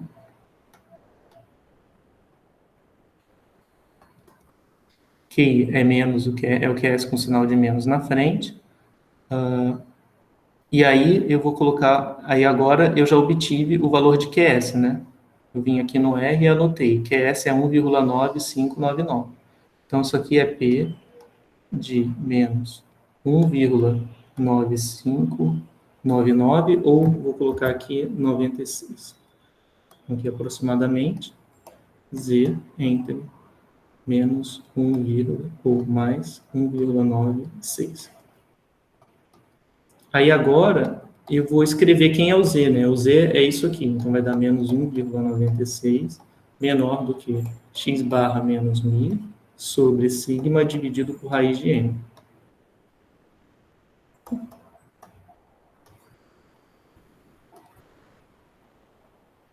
Tá? Então, e agora? O que eu vou fazer? Agora, nota o seguinte, eu vou querer um intervalo que contenha o valor de μ, né? Então, aqui está parecido, eu também tenho um intervalo. Só que eu quero que ele contenha μ, eu não quero que ele contenha esses outros caras. Então, eu vou ter que isolar o μ dentro. Então, vai ficar P, vou multiplicar dos três lados por sigma sobre raiz de n, então vai dar menos 1,96 sigma dividido por raiz de n, menor do que x barra menos μ, menor do que... Aí eu tenho que multiplicar, né, em todos os lados. Então, vai dar 1,96 sigma dividido por raiz de n. E aqui eu tenho P vou somar μ agora de todos os lados. μ menos 1,96 sigma sobre raiz de n. Ah, não, peraí, desculpa. Eu quero que o μ esteja dentro, né? Então, se eu quero que o μ esteja dentro, eu vou subtrair x barra. Então, vai dar menos x barra, menos 1,96, sigma dividido por raiz de n, menor do que menos μ, menor do que menos x barra, mais 1,96, sigma dividido por raiz de n, né? E aqui, continuando, agora o que eu vou ter que fazer é o seguinte, agora eu vou multiplicar por menos 1 de todos os lados. Então, vai dar x barra mais... Aqui eu vou multiplicar por menos 1, multiplicar por menos 1 e multiplicar por menos 1. Então, aqui vai dar x barra mais 1,96 sigma dividido por raiz de n. E aqui tem um porém, né? Tem que trocar esses sinais da desigualdade. Eu já vou explicar isso. X barra menos 1,96 sigma sobre raiz de n. Aí aqui eu tenho que trocar as desigualdades. Por que eu tenho que trocar? Trocar nesse sentido. Era menor, passou a ser maior. Era menor, passou a ser maior. Porque como eu multipliquei por menos 1, inverte, né? Troca a ordem das coisas. Então, deixa eu só anotar aqui embaixo. Talvez seja melhor deixar aparecendo aqui em cima. Então, eu tinha algo assim, ó. Se eu tiver menos... Vou fazer o seguinte, se eu tiver 1 menor que 2, menor do que 3. Aí eu vou multiplicar por menos 1. Então, vai ficar menos 1, maior, menos 2, maior, menos 3. Né? Daqui para cá. Tudo bem? Porque se eu multiplicar por menos 1, aí eu vou ter menos 1, mas menos 1 é maior do que menos 2, não é menor. Né? Porque quanto mais negativo, menor o valor. Então, tem que trocar a ordem. É por isso que esses caras aqui trocam. Tá?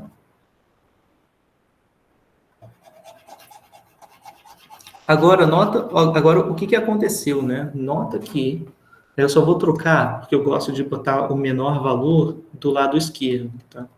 Então, eu vou escrever aqui, eu vou escrever primeiro esse. Então, eu vou botar x barra menos 1,96 sigma sobre raiz de n, menor do que mi, menor do que aqui eu só troquei, tá? Mas não faz diferença, só listei esse valor primeiro. Então, aqui eu tenho mi, se eu olhar para cá, mi maior do que isso, ou seja, mi maior do que isso, e mi menor do que esse. Então, mi menor do que x barra mais 1,96 sigma sobre raiz de n, tá?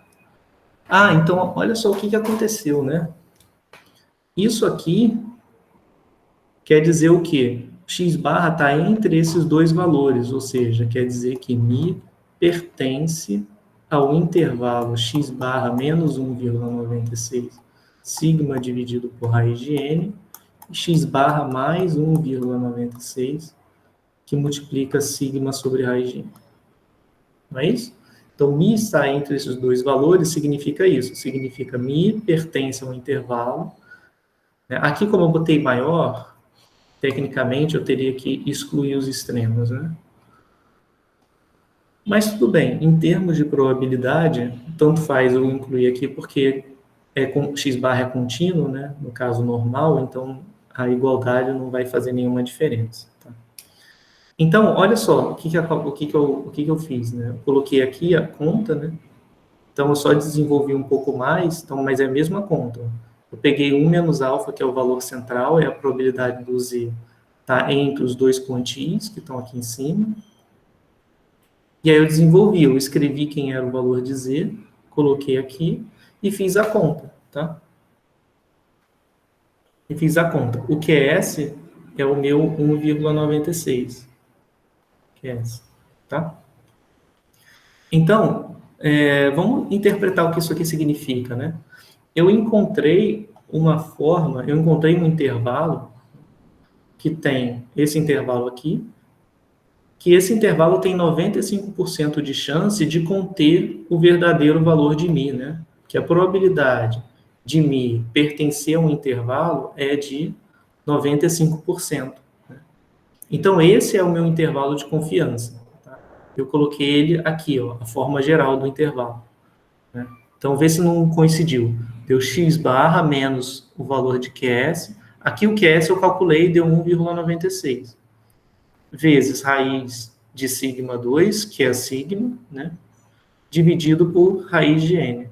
E aqui do lado direito é o mesmo intervalo x barra mais o QS, né?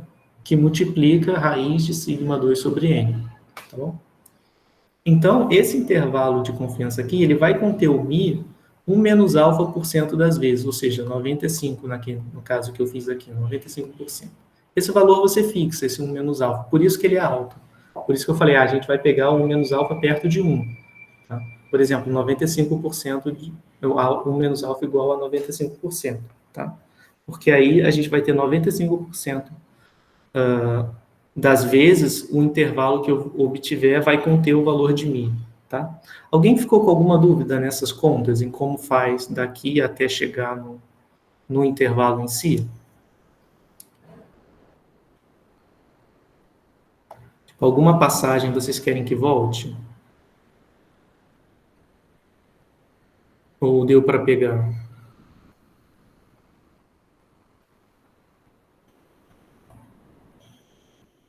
Deixa eu ver se alguém colocou alguma coisa no chat. Deu? Beleza. Tá. Então, vamos lá, vamos prosseguir, né?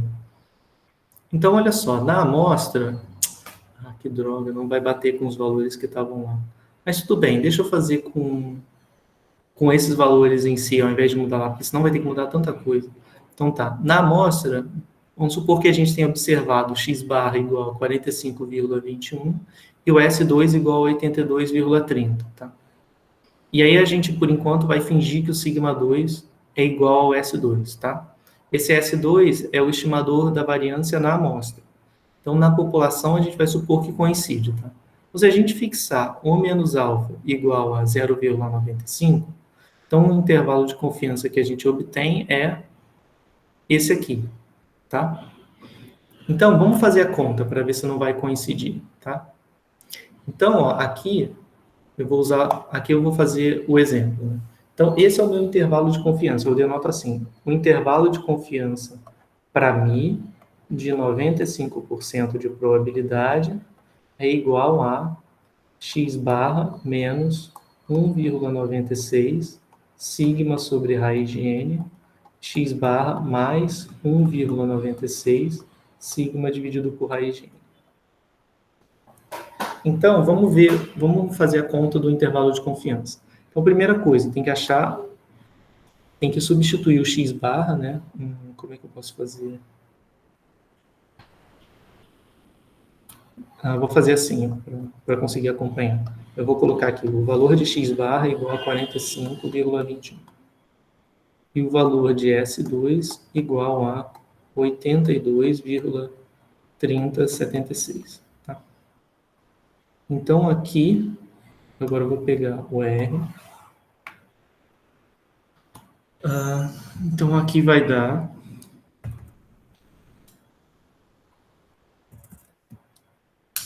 x barra vai ser 45,21.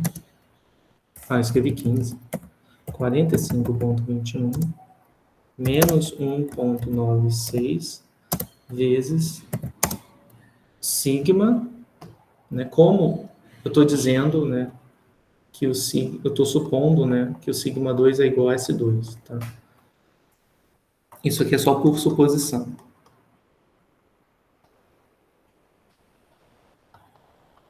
Então, supondo que o sigma 2 é igual a S2, então isso aqui vai dar,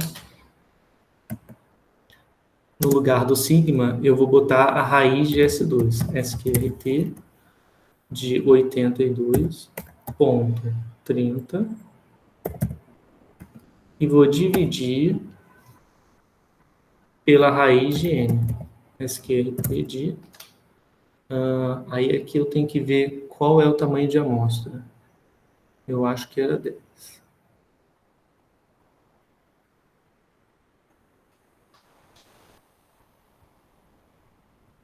Era 10.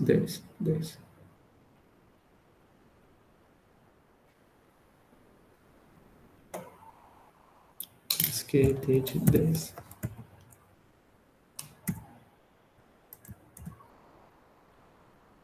Então, deu 39. Ô, professor, você colocou 82,39 aqui no R, em vez de 82,30. Valeu, obrigado. 30, obrigado. Então, deu esse primeiro valor aqui, né? X barra.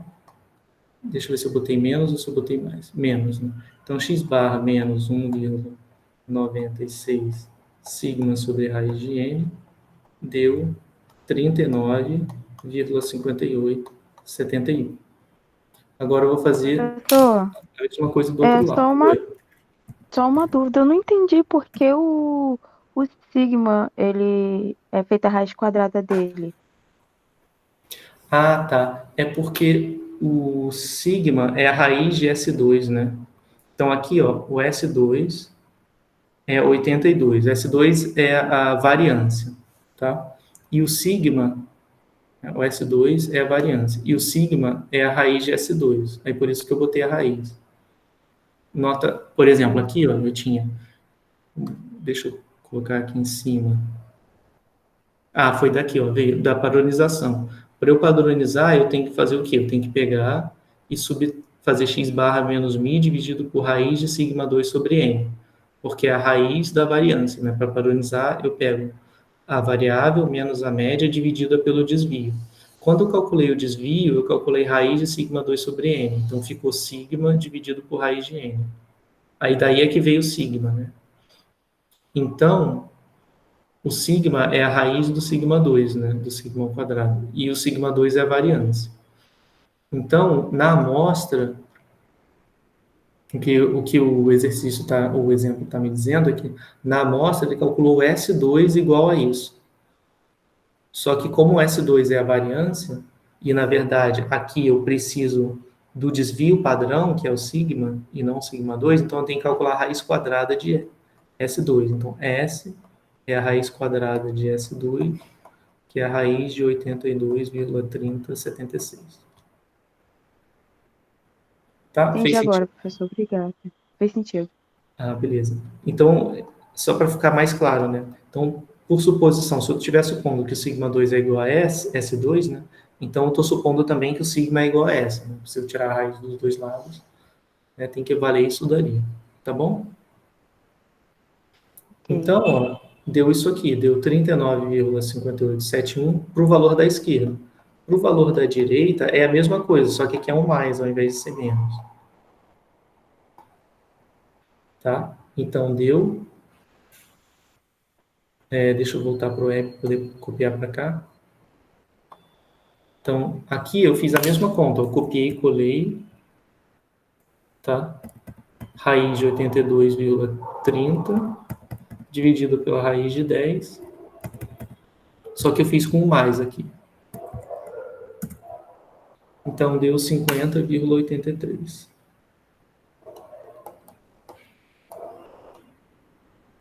50,8328. Tá? Bom, então, né, deu isso. 50, aqui deu 33. Tá, porque ele arredondou para 3 casas, né? E aqui 5,8,2. Aqui deu ligeiramente diferente. Acho que deu diferente porque eu arredondei. Na hora de passar para o R, eu só passei o número até aqui. Mas tudo bem. Não fez muita diferença. Então, acontece o seguinte, né? O meu intervalo de confiança ficou sendo esse daqui, né? Que é 39,58, 50,83, tá? Então, beleza. Esse intervalo aqui, ele veio de um procedimento que 95% das vezes gera um intervalo que contém o verdadeiro valor de μ, né? Porque depois de fazer todas essas contas aqui de cima, eu tenho que a probabilidade dos extremos conterem o μ, né, é de 95%, tá? Então, como 95% dos intervalos contém o verdadeiro valor de μ, e esse é um tal intervalo, né? Então eu tenho que acreditar em duas coisas. Eu tenho uma decisão para tomar. Meu intervalo já está calculado. Então eu tenho duas coisas, né, para me perguntar. Primeiro, o intervalo faz parte dos 95% que contém μ, ou automaticamente, né, ou analogamente, o intervalo faz parte dos outros 5% que não contém μ, né? Então a gente tem essa decisão para tomar. E aí, obviamente, a gente vai confiar que ele é um dos intervalos que contém μ, né? Porque tem 95% de chance dele conter, né? Enquanto só tem 5% de chance dele não conter o verdadeiro valor do parâmetro. Então, nesse sentido, é que a gente chama o IC, né, de intervalo de confiança. Então, aqui é intervalo de confiança.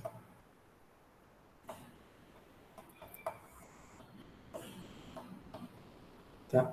Então, agora vamos ver um pouco as conclusões, né? Então, no linguajar estatístico, a gente diz o seguinte: a gente tem 95% de confiança de que esse intervalo, que foi o que a gente calculou, contém o verdadeiro valor de μ. Em termos mais práticos, né, esse termo aqui é um pouco abstrato, 95% de confiança. Como assim? Como você está 95%, como é que você mede isso, 95% de confiança? E de que ele é diferente de, tipo, 96% de confiança? Né? Em geral, eu estou acostumado a trabalhar nisso em termos de probabilidade. Então, em termos práticos, a gente vai dizer o seguinte: a gente tem 95% de confiança que o intervalo... Em termos práticos é mais no contexto do problema. Então, temos 95% de confiança de que o intervalo 39,582, 50,833, que é esse intervalo aqui, contém a média do comprimento das pinças de toda a população de escorpiões dessa espécie de Scorpio maus. Então, aqui eu só estou trocando, né?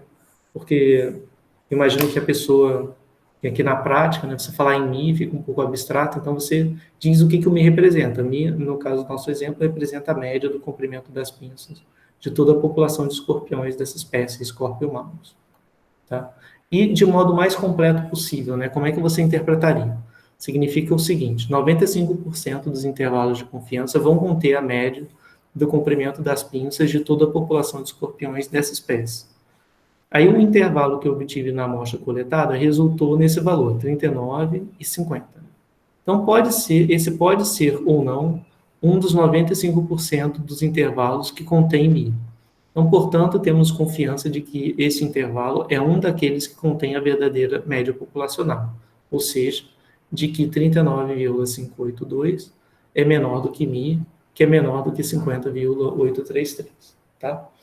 E aí, deixa eu só ilustrar para vocês esse conceito, né, de 95% dos intervalos contém o verdadeiro valor de Mi, 95% não contém.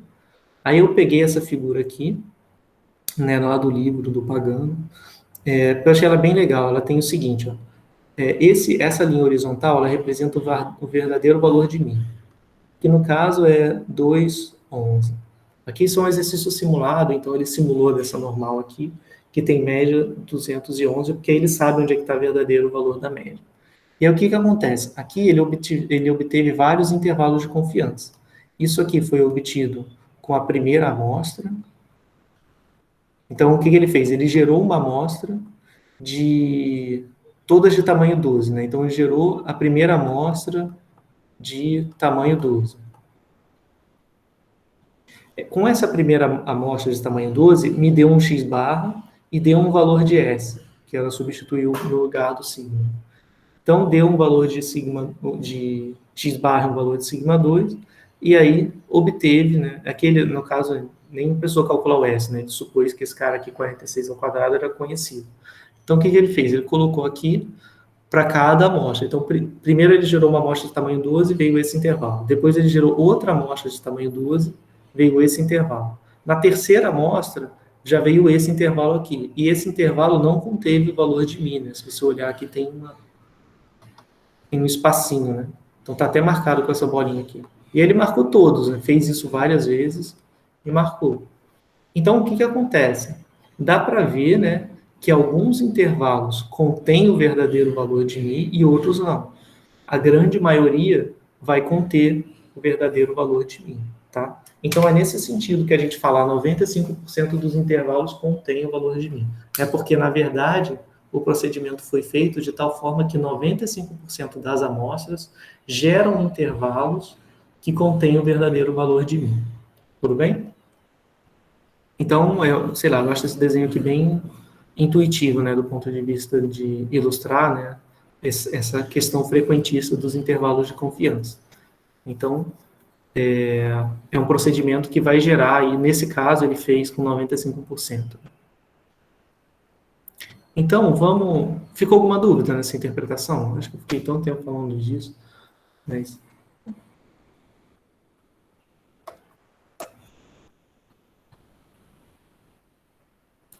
39 no lugar. Ah, é verdade, alguém me falou dos 39, mas eu já ajeitei lá.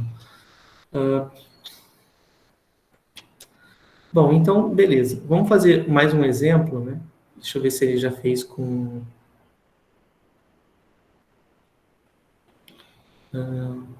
Tá, eu vou fazer então mais um, antes de falar de sigma desconhecido. Tem duas, não, acho que eu posso falar do sigma desconhecido. Depois eu volto na próxima aula e faço exemplos com outros níveis de confiança. Aqui eu usei 95%. Tá? Depois eu volto e faço outros exemplos com percentuais diferentes, para a gente treinar mesmo. Agora vamos ver o caso em que sigma é desconhecido, tá? Porque aqui teve um passo, né, que foi bem acochambrado, quer dizer que sigma 2 é igual a S. Esse passo isso é bem não razoável, né? Eu não posso fazer isso. Porque, na verdade, se eu tivesse outra amostra, me daria outro valor de S2. Então, ó, essa é a minha primeira questão aqui. Primeiro, supor que sigma 2 igual a S é irreal, né? Isso não faz sentido. Então, a gente precisa fazer um outro procedimento. Então, a gente vai começar da seguinte forma. Se o x for normal mi sigma 2, ou então se o n for grande, né, a gente tem aproximadamente... Bom, então aqui a leitura é assim. Se x tem distribuição normal, temos que z definido dessa forma, né, x barra menos mi dividido por raiz de sigma 2 sobre n, tem distribuição normal 0,1. Porque, né, de novo, o x barra tem distribuição normal mi sigma 2 sobre n. Né? Então, se eu for padronizar, eu vou subtrair a média e dividir pela raiz do desvio, que é da raiz da variância, desculpa, que é sigma 2 sobre n. E essa é uma forma de ler. Se eu lesse assim fora do parêntese, dentro do parêntese se o n for grande, então temos aproximadamente que vale isso. O z tem distribuição normal 0,1. Só que a gente nunca sabe o valor de sigma, né? Então, qual seria uma solução? A solução seria estimar o sigma 2 usando o S2. Né? Então, o que eu vou fazer? Ao invés de trabalhar com essa quantidade aqui, eu vou trabalhar com essa daqui, tá? Que é muito parecida. A única coisa que eu troco é o sigma 2 por S2. Tá? Quando eu faço isso, aí eu tenho que fazer um ajuste, né? Porque essa quantidade tinha distribuição normal 0,1. Agora, essa quantidade, que eu estou chamando até de outro valor, né, que é T, ela tem distribuição T de student com N menos 1 graus de liberdade. Tá? É uma outra distribuição, ela não é normal, é uma distribuição diferente. Chama T de student, e essa distribuição ela só tem um parâmetro, que é o número de graus de liberdade. Então, o que aparece aqui dentro é o número de graus de liberdade. Ups.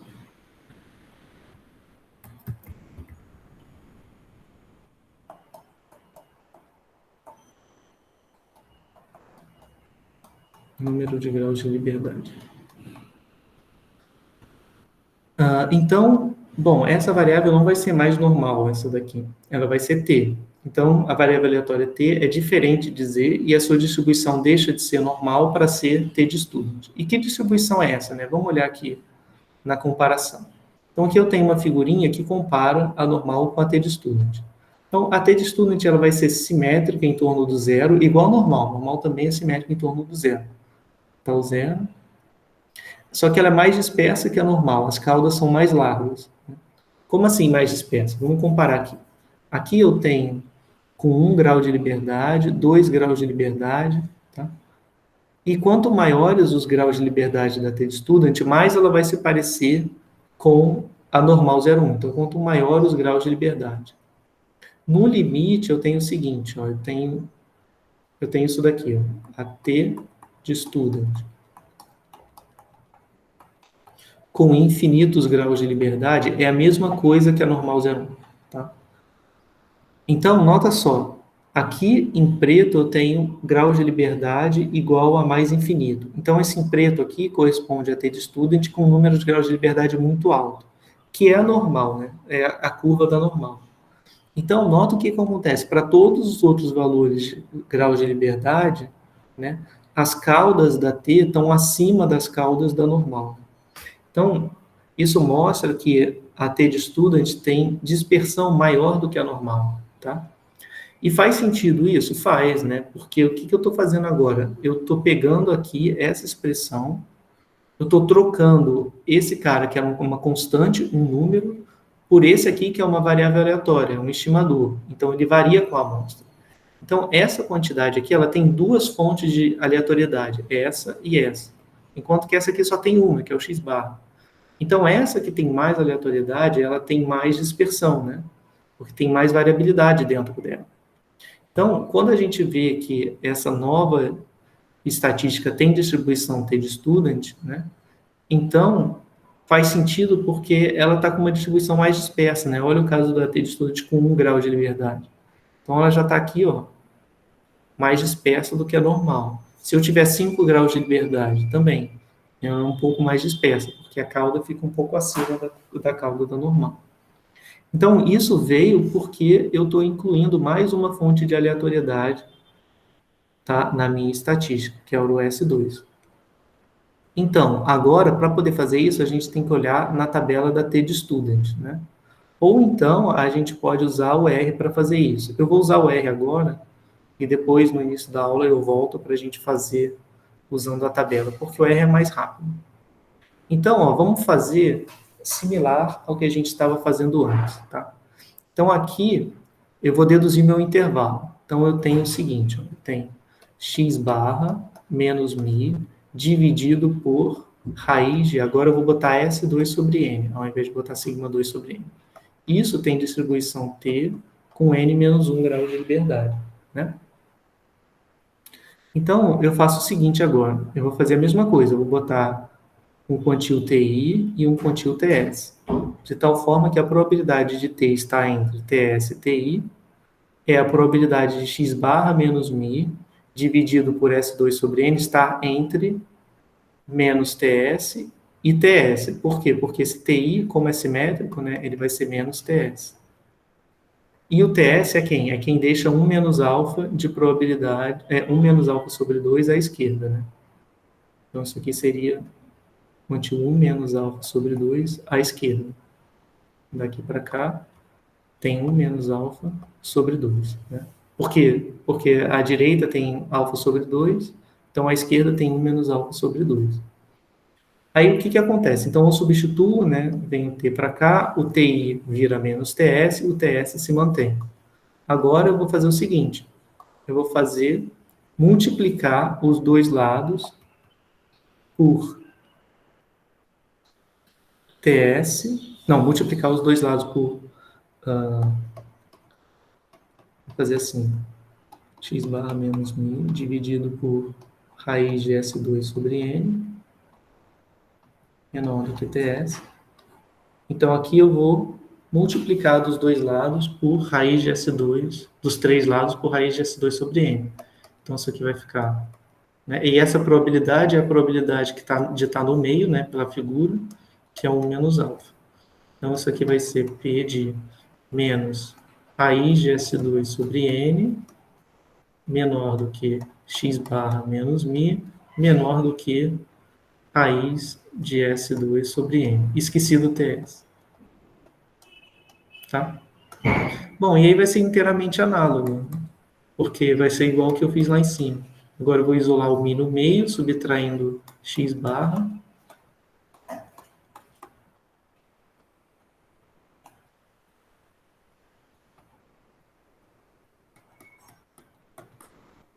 Raiz de S2 sobre N, TS. E agora eu vou multiplicar por menos 1. Então vai ficar x barra mais raiz de S2 sobre N, TS,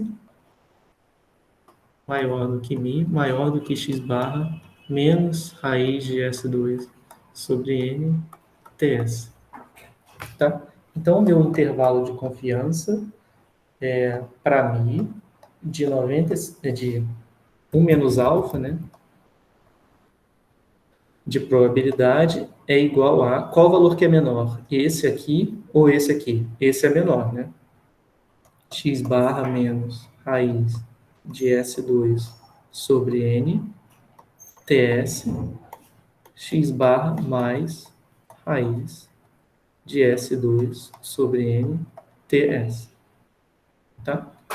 Então, ficou exatamente igual, né, ao outro intervalo. Eu só vou botar aqui a forma geral, ver se não deu a mesma coisa. Deu quase a mesma coisa. A única coisa que trocou é o sigma 2, que ele passa a ser o S2, e aqui, esse QS era quantil da normal, né?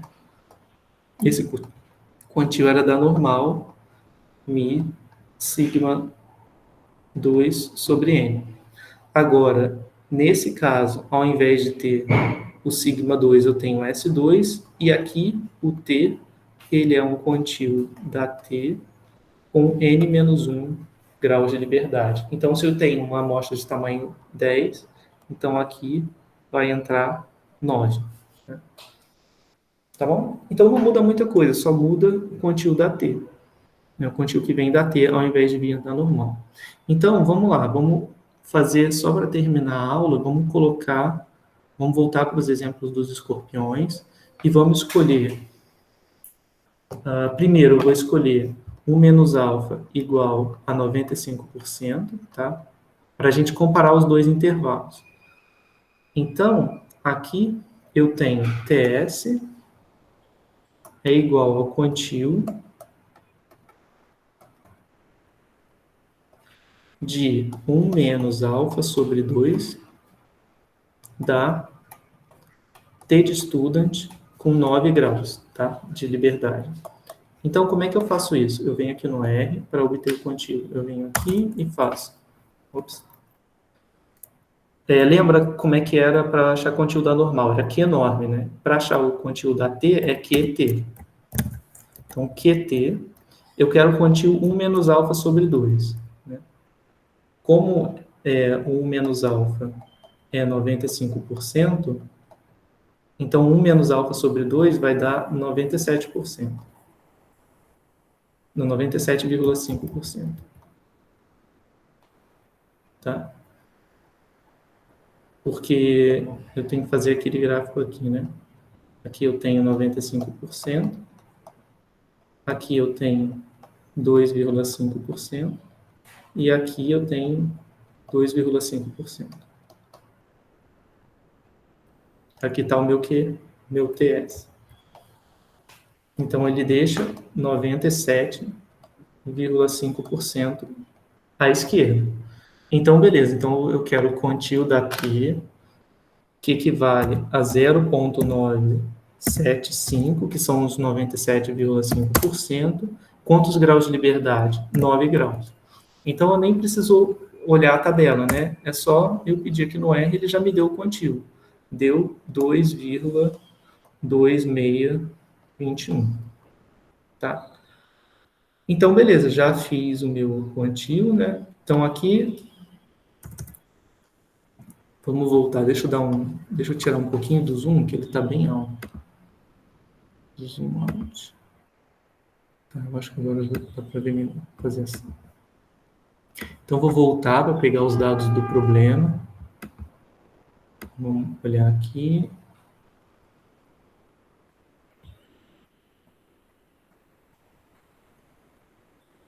Cadê? Esses dados aqui que eu queria. Então, ó, o x barra 45,21, o S2 82,30, tá? Então, a fórmula, deixa eu ver como é que eu posso fazer aparecer as duas coisas ao mesmo tempo. Aparecer a fórmula.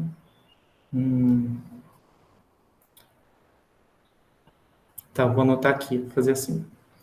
Aqui está a minha fórmula geral, né? Então, vou deixar a fórmula anotada aqui.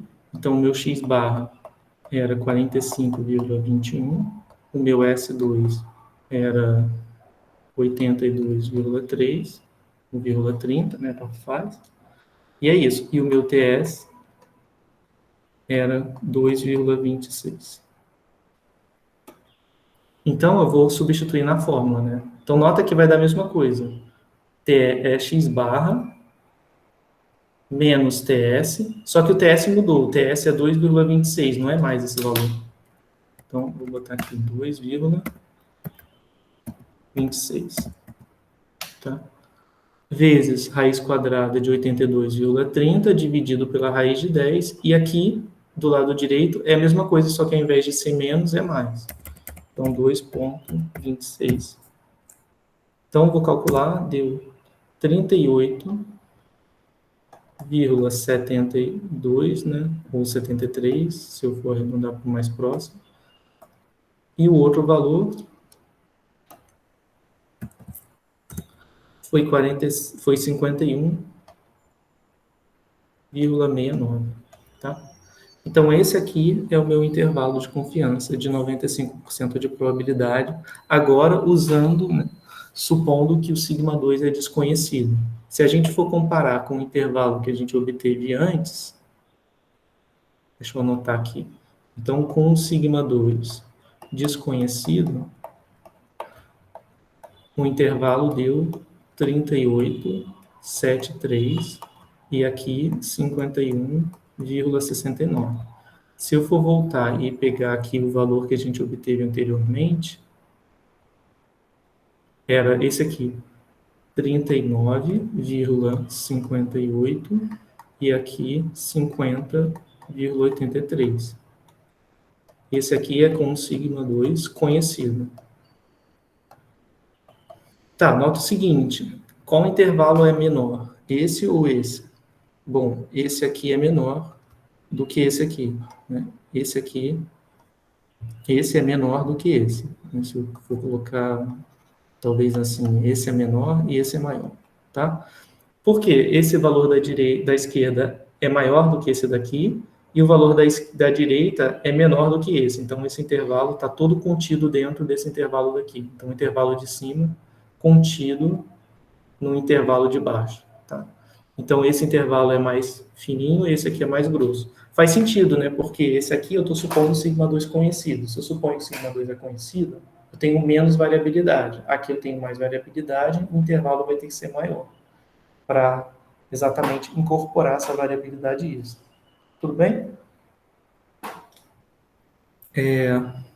Bom, alguma dúvida, pessoal? Se você, na aula que vem, eu vou começar com outros exemplos, né? Tipo, com outros níveis de confiança, e a gente não vai trabalhar mais com sigma 2 conhecido, porque essa é uma situação irreal. Na vida isso não acontece.